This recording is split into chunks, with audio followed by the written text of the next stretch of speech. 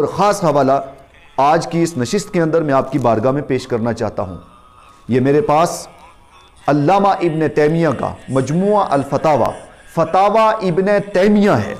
अल्लामा इब्न तैमिया के बारे में आपका क्या मौक़िफ़ होगा, आप बताएं। इमाम मुनज़री जो इस हदीस मुबारका की तखरीज कर रहे हैं, इनके मुतालिक आपका क्या मौक़िफ़ होगा। इमाम हाकिम ने इसको लिखा, उनके मुतालिक आपका क्या मौक़िफ़ होगा। इमाम तिरमिज़ी ने इसको लिखा, उनके मुतालिक आपका क्या मौक़िफ़ होगा। और अल्लाहुम्मा इन्नी अस्अलुका व अतवज्जहु इलैका बिनबिय्यिका मुहम्मदिन सल्लल्लाहु अलैहि वसल्लम नबिय्युर रहमा का मौजूद है।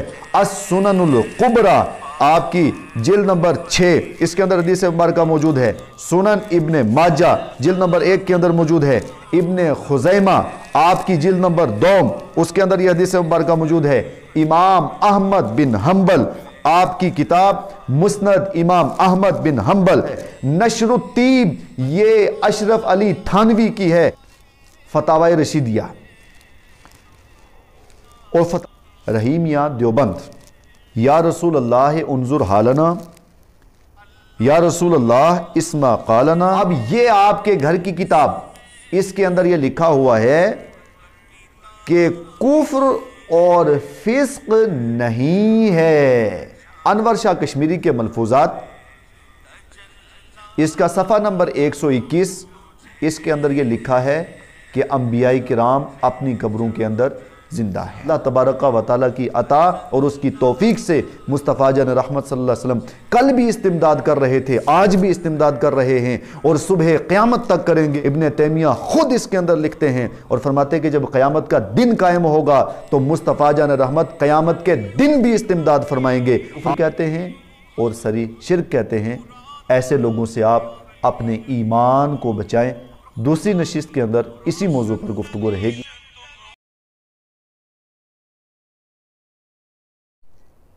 मुअज़्ज़ज़ सामिन किराम, अस्सलामु अलैकुम व रहमतुल्लाहि व बरकातुहू।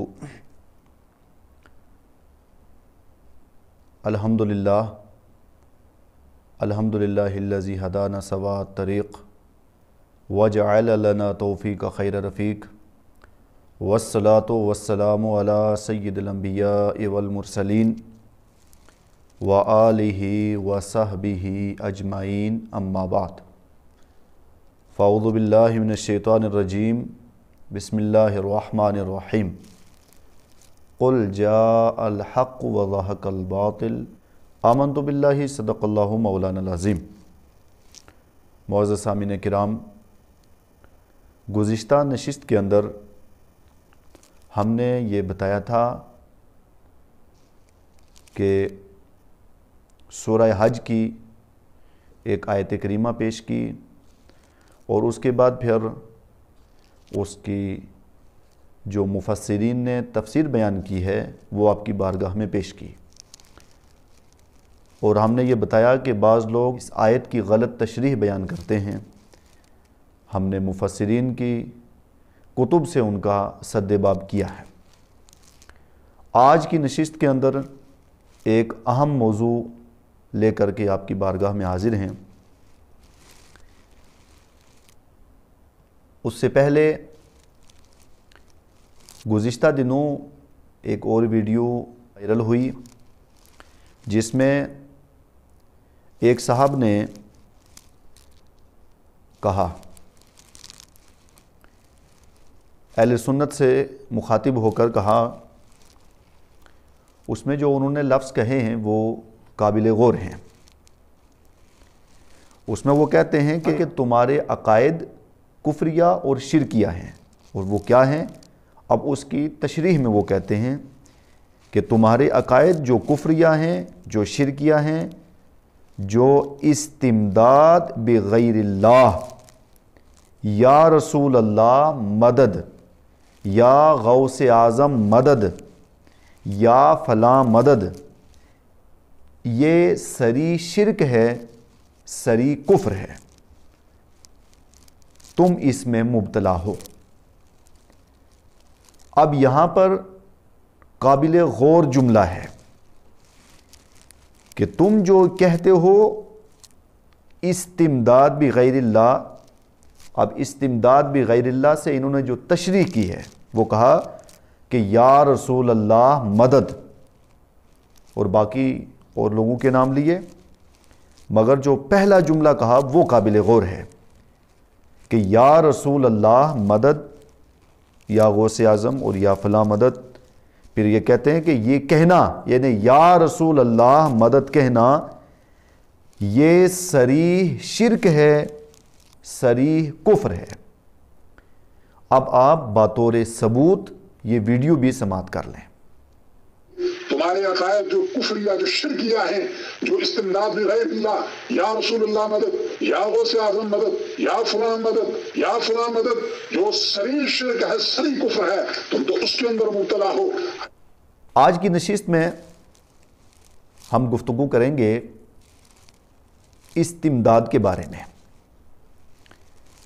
کہ اللہ کے علاوہ کسی سے استمداد حاصل کرنا، یعنی انبیاء سے، اور خصوصاً نبی مکرم شفیع معظم صلی اللہ علیہ وسلم سے، کہ جن کے لیے یہ لفظ کہا گیا کہ یا رسول اللہ مدد کہنا، یہ صریح شرک ہے اور صریح کفر ہے۔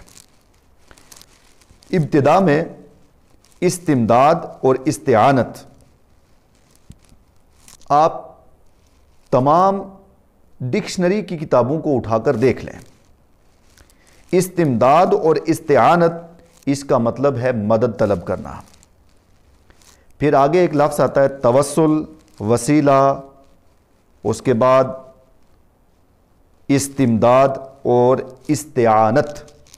یہ میرے پاس ڈکشنری کی کتاب ہے جامع فیروز اللغات، اس کے اندر یہی موجود ہے کہ استعانت، استمداد اور استغاثہ، ان سب کا مطلب ہے قرب حاصل کرنا۔ اسی طرح میرے سامنے یہ کتاب مصباح اللغہ جو عربی ڈکشنری کی ہے، اس کے اندر بھی یہی موجود ہے کہ استعانت، استمداد، توسل، وسیلہ، ان سب کا معنی اور مفہوم وہ ہے تقرب حاصل کرنا، یعنی کسی کا قرب حاصل کرنا، کسی کے قریب ہو جانا۔ تو اب اس جملے کو مطلب یہ ہوا کہ اللہ کا تقرب حاصل کرنا، اس کی بارگاہ کے قریب ہونا، اس کا قرب حاصل کرنا، تو اس پر لفظ آتا ہے توسل، وسیلہ، یعنی اللہ تعالیٰ کی طرف وسیلہ حاصل کرنا۔ یہ اس کا ایک لغوی معنی ہے۔ اب اس مسئلے کی وضاحت ہم ڈائریکٹ حدیث مبارکہ سے اس کا جائزہ لیتے ہیں کہ کیا نبی مکرم صلی اللہ تعالی علیہ وسلم سے استمداد حاصل کرنا، مدد حاصل کرنا، یہ جائز ہے یا نہیں ہے۔ تو ابتدا میں جو میں آپ کی بارگاہ میں احادیث مبارکہ پیش کر رہا ہوں، اس کے حوالہ جات انشاءاللہ آپ کی بارگاہ میں پیش کرتے ہیں۔ اس سے پہلے حدیث مبارکہ آپ سماعت کریں۔ حضرت عثمان بن حنیف رضی اللہ عنہ بارگاہ مصطفیٰ صلی اللہ علیہ وسلم میں حاضر ہوئے اور عرض کی، یا رسول اللہ صلی اللہ علیہ وسلم، میری آنکھوں کی بینائی ختم ہو چکی ہے۔ آقا کریم صلی اللہ علیہ وسلم نے فرمایا کہ اگر تم چاہو تو اس کو مؤخر کر دو۔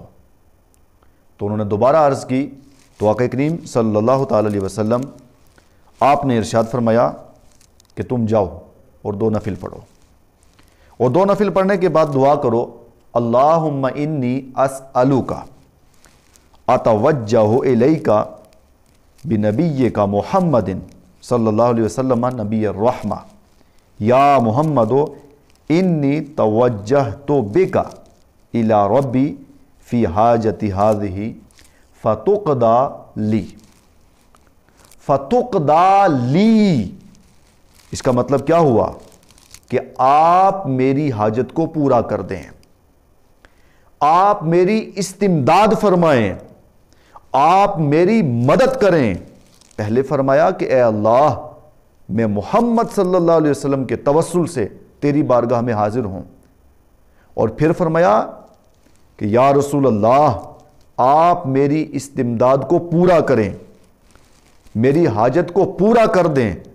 اب یہ دعا کے الفاظ، یہ دعا کے کلمات، جس کے اندر مصطفیٰ جان رحمت صلی اللہ تعالی علیہ وسلم سے ڈائریکٹ استمداد کی جا رہی ہے، ڈائریکٹ مصطفیٰ جان رحمت سے مدد حاصل کی جا رہی ہے، ڈائریکٹ مصطفیٰ جان رحمت صلی اللہ تعالی علیہ وسلم سے کی بارگاہ میں استغاثہ اور استعانت پیش کی جا رہی ہے، یہ دعا نبی مکرم صلی اللہ علیہ وسلم نے خود صحابی رسول کو بتائی، خود صحابی رسول کو سکھائی اور فرمایا کہ تم اس طریقے سے جا کر کے دعا کرو۔ اب آگے حدیث کے لفظ ہیں کہ صحابی رسول تشریف لے گئے، آپ نے دعا کی، اور دعا کرنے کے بعد جب واپس پلٹ کر کے آئے کہ ان کی آنکھوں کے اندر بینائی آ چکی تھی۔ یہ حدیث مبارکہ، سب سے پہلے یہ حدیث مبارکہ امام ترمذی نے اپنی جامع کے اندر اس کی تخریج فرمائی اور وہی الفاظ لکھے اللہم انی اسألک واتوجہ الیک بنبیک نبی الرحمہ۔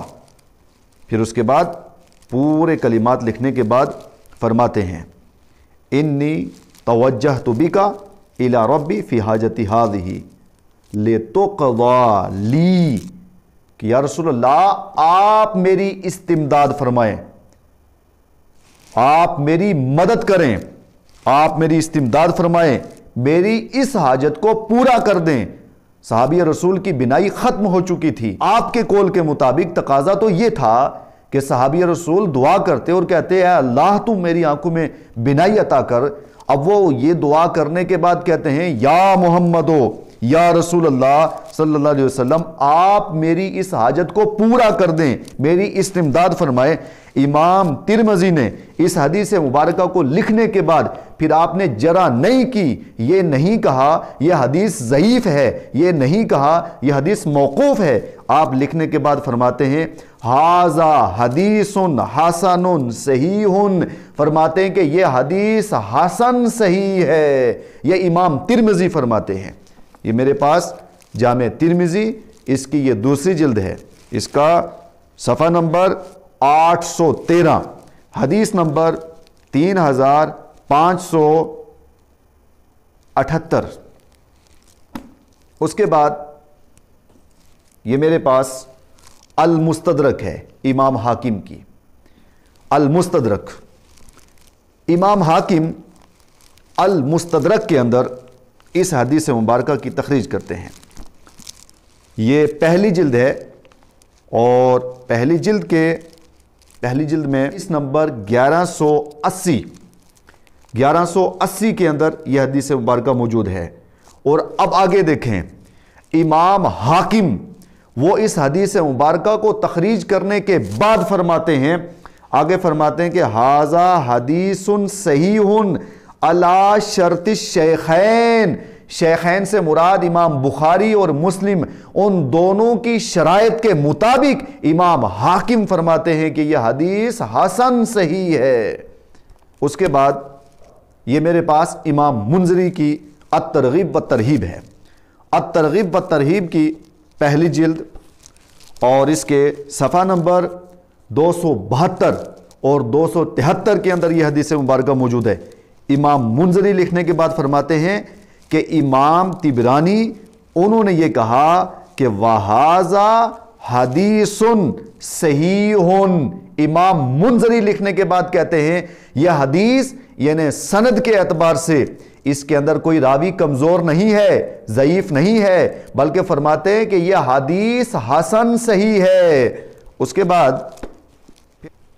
جو اہم اور خاص حوالہ آج کی اس نشست کے اندر میں آپ کی بارگاہ میں پیش کرنا چاہتا ہوں، یہ میرے پاس علامہ ابن تیمیہ کا مجموعہ الفتاوی، فتاوی ابن تیمیہ ہے، اور یہ مکتبہ عبدالعزیز آل سعود، علامہ ابن تیمیہ مجموعہ الفتاوی، مجموعہ الفتاوی کی یہ پہلی جلد میرے پاس ہے، اور اس میں آپ احباب غور کریں علامہ ابن تیمیہ کون ہیں؟ ان کا تعلق بریلویت سے نہیں ہے۔ علامہ ابن تیمیہ کون ہیں؟ ان کا نقطہ نظر کیا ہے؟ ان کا طبقہ کیا ہے؟ یہ کس مکتبہ فکر سے تعلق رکھتے ہیں؟ یہ اہل علم بخوب جانتے ہیں۔ اب آئیے علامہ ابن تیمیہ کو پڑھ لیں۔ ابن تیمیہ آپ کا فتاوا مجموع الفتاوا اس کی پہلی جلد، اور پہلی جلد کے صفحہ 265 کے اندر یہی حدیث مبارکہ لکھتے ہیں۔ پھر اس کے بعد 266 267 اس کے بعد 268 اور اس کے بعد پھر آگے جا کر کے 270 271 پھر اس کے بعد یہی حدیث مبارکہ 273 کے اندر لکھتے ہیں۔ پھر یہی حدیث مبارکہ 274 صفحہ کے اندر لکھتے ہیں۔ پھر یہی حدیث مبارکہ 275 صفحہ کے اندر اس کی تخریج فرماتے ہیں۔ اور حدیث مبارکہ کیا ہے؟ اللہم انی اسألک، اب یہ عبارت میں فتاوا ابن تیمیہ سے آپ کی بارگاہ میں پیش کر رہا ہوں۔ اللہم انی اسألک واتوجہ الیک بنبیک محمد نبی الرحمہ یا محمد انی توجہت بک الی ربی فی حاجتی ہذہ لتقضى لی۔ علامہ ابن تیمیہ آپ نے مجموع الفتاوا کے اندر ہر صفحے کے اندر آپ نے یہ حدیث مبارکہ اس کی تخریج کی ہے، اور تخریج کرنے کے بعد کمال کی بات تو یہ ہے کہ علامہ ابن تیمیہ آپ اس حدیث مبارکہ کی تخریج کے بعد لکھ سکتے تھے یہ حدیث ضعیف ہے، روایت کے اعتبار سے مردود ہے، روایت کے اعتبار سے موقوف ہے، آپ وہ بیان کر سکتے تھے، لکھ سکتے تھے، تخریج کر سکتے تھے، مگر کمال کی بات یہ ہے یا رسول اللہ شرک کہنے والے، یا رسول اللہ استمداد اور استعانت اور مصطفیٰ جان رحمت صلی اللہ تعالی علیہ وسلم سے استمداد حاصل کرنے والے، اس کو کفر کہنے والے، شرک کہنے والے اور صریح کفر کرنے والے ذرا ابن تیمیہ کو پڑھ لیتے۔ ابن تیمیہ خود لکھنے کے بعد کہتے ہیں یہ حدیث صحیح ہے، یہ حدیث صحیح ہے، حسن صحیح ہے۔ اس کے بعد تمام ائمہ کے قول لکھنے کے بعد یہ ثابت کرتے ہیں کہ یہ حدیث ضعیف نہیں ہے۔ اب بتائیں کہ یا رسول اللہ اور مصطفیٰ جان رحمت صلی اللہ علیہ وسلم سے استمداد حاصل کرنا، اگر تم باقول تمہارے کہ یا رسول اللہ صلی اللہ علیہ وسلم استمداد حاصل کرنا یہ صریح کفر ہے اور صریح شرک ہے، تو آپ بتائیں کہ علامہ ابن تیمیہ کے بارے میں آپ کا کیا موقف ہوگا؟ آپ بتائیں امام منذری جو اس حدیث مبارکہ کی تخریج کر رہے ہیں ان کے متعلق آپ کا کیا موقف ہوگا؟ امام حاکم نے اس کو لکھا، ان کے متعلق آپ کا کیا موقف ہوگا؟ امام ترمذی نے اس کو لکھا، ان کے متعلق آپ کا کیا موقف ہوگا؟ اور اس کے بعد پھر آگے میں چند ایک اس پر حوالہ جات پیش کرنا چاہتا ہوں۔ یہی حدیث مبارکہ کے سامنے سنن ابن ماجہ ہے، اس کے اندر یہ حدیث مبارکہ موجود ہے، اور یہ سنن نسائی ہے، اس کے اندر یہ حدیث مبارکہ موجود ہے۔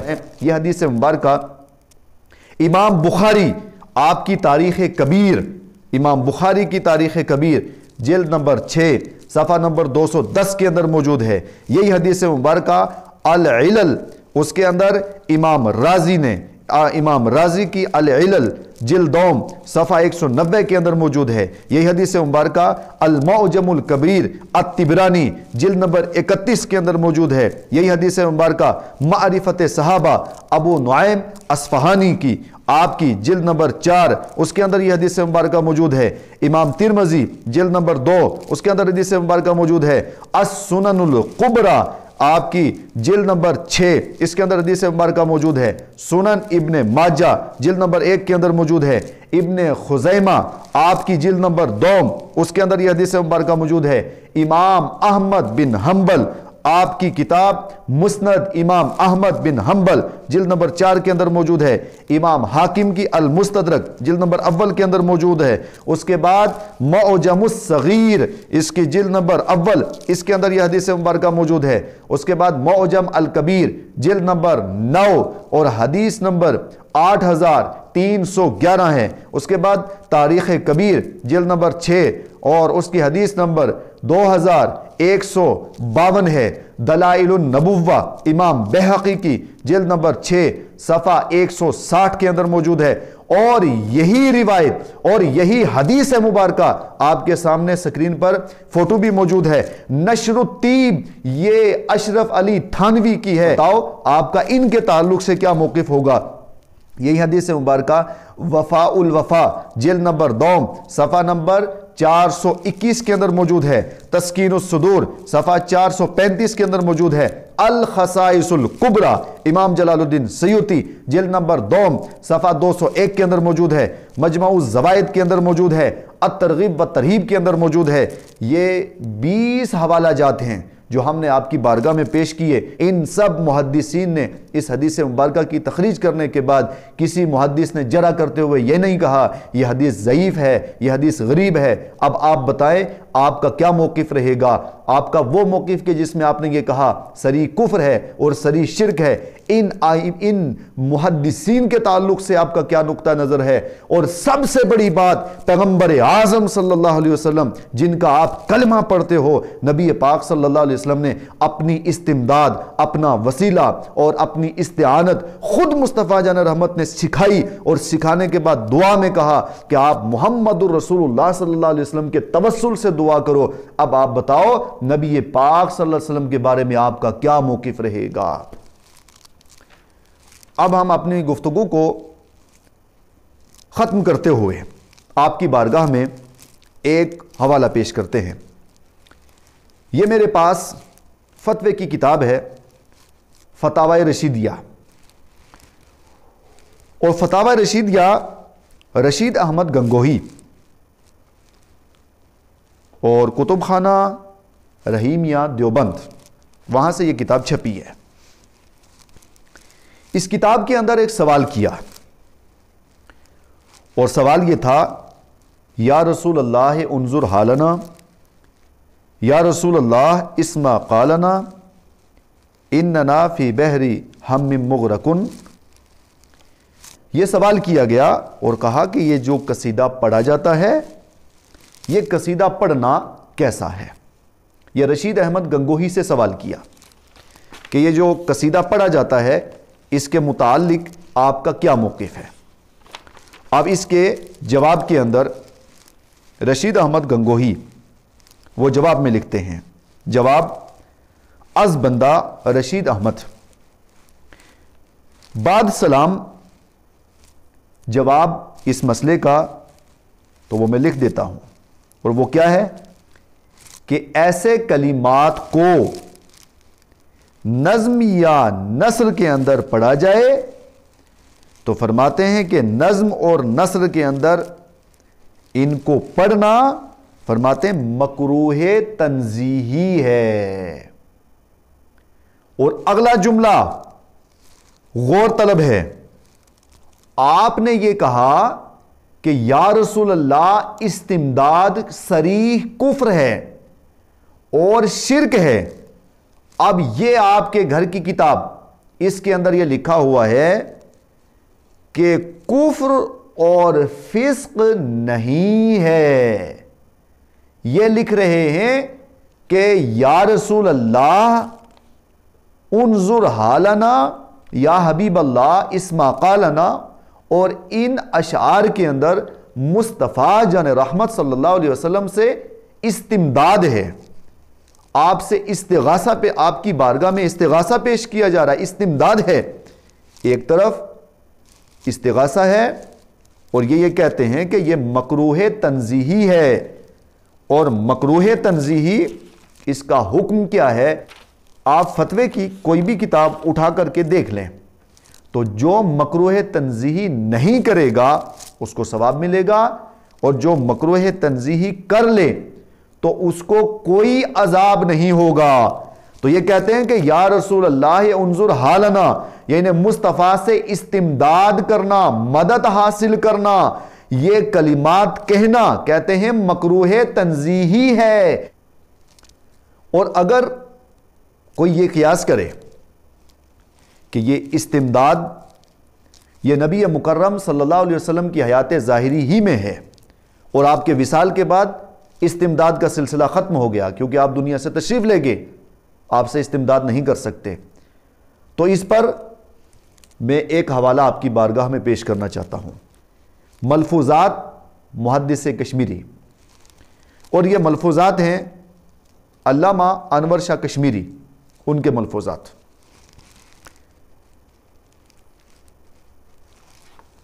اس کی صفحہ نمبر 121 کے اندر یہ لکھا ہے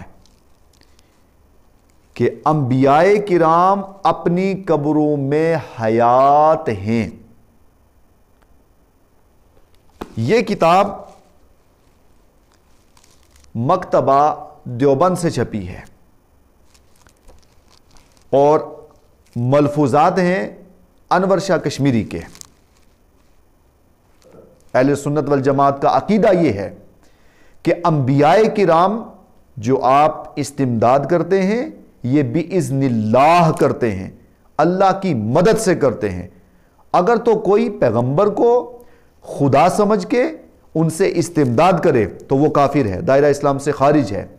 اور اگر کوئی آدمی مصطفیٰ جان رحمت اور انبیاء کرام کو اللہ کی مدد اور اس کی عطا سے ان سے استمداد کرتا ہے تو یہ حدیث صحیحہ کی روشنی میں بالکل درست ہے۔ استمداد، انبیاء سے استمداد کرنا یہ قرآن سے بھی ثابت ہے، یہ حدیث صحیحہ سے بھی ثابت ہے، کیونکہ کل صحابہ کرام آپ نے جب بھی پکارا مصطفیٰ کو تو یا رسول اللہ کہہ کر کے پکارا ہے۔ صحابہ نے مصطفیٰ جان رحمت صلی اللہ علیہ وسلم سے مدد طلب کی ہے۔ اللہ تبارک و تعالیٰ کی عطا اور اس کی توفیق سے مصطفیٰ جان رحمت صلی اللہ علیہ وسلم کل بھی استمداد کر رہے تھے، آج بھی استمداد کر رہے ہیں اور صبح قیامت تک کریں گے۔ اور قیامت کا دن جب قائم ہوگا تو انشاءاللہ ہم دوسری نشست کے اندر مکمل وضاحت کے ساتھ بیان کریں گے۔ جب قیامت کا دن قائم ہوگا تو یہ میرے پاس مجموعہ الفتاوی فتاوی ابن تیمیہ ہے، ابن تیمیہ خود اس کے اندر لکھتے ہیں اور فرماتے ہیں کہ جب قیامت کا دن قائم ہوگا تو مصطفیٰ جان رحمت قیامت کے دن بھی استمداد فرمائیں گے، آج بھی مدد کر رہے ہیں، صبح قیامت کے اندر بھی مدد فرمائیں گے۔ آخر میں تمام احباب سے گزارش کروں گا کہ آپ نے سماعت کیا کہ یا رسول اللہ صلی اللہ علیہ وسلم کہنا اور مصطفیٰ سے استمداد حاصل کرنا یہ حدیث سے ثابت ہے، ائمہ کے اقوال سے ثابت ہے، اور اس کے بعد پھر فتاوی جات پیش کیے اور باقی ان کے گھر کی کتابیں پیش کی گئی، جن سب سے یہ ثابت ہوتا ہے کہ مصطفیٰ جان رحمت صلی اللہ علیہ وسلم سے مدد طلب کرنا، استعانت کرنا یہ عین حدیث کے مطابق ہے۔ اور وہ کہ جو اس کو صریح کفر کہتے ہیں اور صریح شرک کہتے ہیں، ایسے لوگوں سے آپ اپنے ایمان کو بچائیں۔ اللہ تبارک و تعالی ہم سب کو کہنے سننے سے زیادہ عمل کی توفیق عطا فرمائے۔ انشاءاللہ دوسری نشست کے اندر اسی موضوع پر گفتگو رہے گی۔ وآخر دعوایا الحمدللہ رب العالمین۔